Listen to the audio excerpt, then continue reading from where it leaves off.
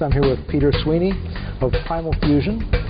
And Peter, why don't you just give us a kind of a brief intro about what you do and what Primal Fusion is all about? Sure. Well, I'm the founder and the co-president of Primal Fusion. We're based in Waterloo, Ontario, Canada, and we're building a series of products that help in the automatic assembly and creation of content in a way that's driven by the thoughts and the intentions of consumers. Okay. So technically, it's a matter of building the content up from scratch in a way that reflects the needs of the consumer at the moment that they articulate that need. So what's different about our process is that it's fully automated and it happens in real time. So it's quite a profound change in terms of the approach to building content. Interesting. Typically, content is created in advance of consumers articulating their need, and for producers, this creates quite a challenge. Generally, they have to spend a great deal of time architecting and assembling the content in a way that anticipates the needs of the consumers. So what we're doing instead is holding off on that process of organizing and assembling the content until the instant that the consumer articulates their interest in the content. And then in real time we build a semantic lattice in order to support the content, and we provision the content from different sources and dynamically build the page to meet that need. Okay. So just to be clear, are you actually creating the content, or are you assembling the content from already created articles and videos and other kinds of things? Yeah, certainly more on the latter. And it really comes down to where you strike that line between what's new content and what's the assembly of existing content. Right.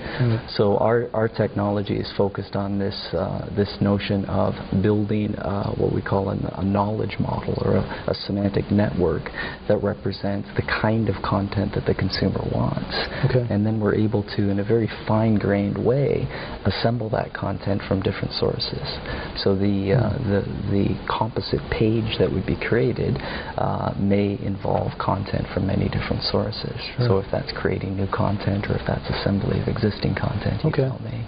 If we have someone write a story, are you then taking pieces of that article that was created and taking pieces of it and assembling it into a new way? Is that what's going on? Or yeah. Really? I mean, that's certainly. One way of thinking about it is that, for example, a page of hand-rolled content is very much like a collection of different nuggets of information.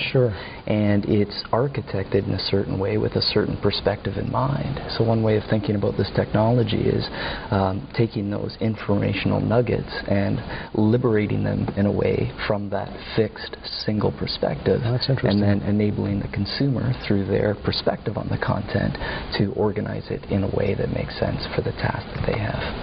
So if you think of any producer, be it a publisher or a retailer or again, customer support organization, they generate a fairly large number of web pages, but again, that information is all kind of locked up in that one way that they're organizing it. So we believe by providing, again, more expansive ways for their consumers to affect how it's organized, how it's presented, they'll be able to increase their effective content inventory. So if you're monetizing through content, obviously having a greater inventory of content available to you is important. B, it affects a real change in the customer engagement as well. So again, if your customer is forced to wade through a monolithic website, going laboriously to page after page after page to get each informational nugget that they need, there's simply a far more easy way to do that by enabling them to, again, have a more direct impact on how that content is pulled together and organized. And then the last thing is, if you're not so focused on building one way of looking at the information, you can absolutely slash the production costs in creating these monolithic websites. So again, I think the value proposition is really focused on those three areas. More content is more revenue, better customer engagement, and then lastly, saving the cost of production. So you could conceivably have a lot of people generating very small pieces of content based on specific topic areas, paragraph at a time. Just throw those in a bundle, and you would then produce the pages requested at the time they're needed. Conceivably, yes, absolutely. I mean, people are going to obviously continue to make their own hand-rolled content. So if you have a particular perspective or argument that you're trying to make, then tailoring that on a page makes a lot of sense. But again, it also makes a lot of sense to give people an opportunity to cut across all of those different arguments that you're making in order to come up with something that's more uniquely their own. Where's the ROI? Where's the money coming in? So do you see it in being able to obviously reduce the efforts that are required to generate the content overall? Absolutely. What other kind of things would be affected for the users of this? And I'm guessing that typically it's a publisher. It is, yeah, and you need to think of it in terms of a dual market.